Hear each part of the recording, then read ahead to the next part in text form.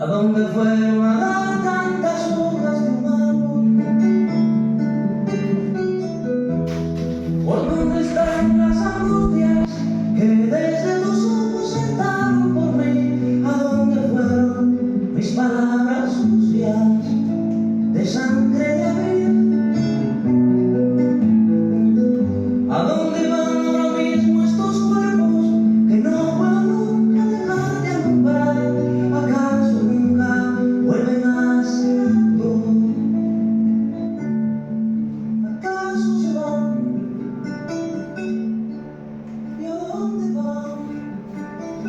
Miami, ¿A dónde van? 11 de mayo de 1985. Miguel, espero que al recibo de estas niñas te encuentres bien. Aquí te mando una foto que me tiraron hace 3 semanas. Como tengo juguetes, Miguel, me compraron un traje de futbolista con balón, portería y todo. Pero no puedo jugar. Me aburro solo.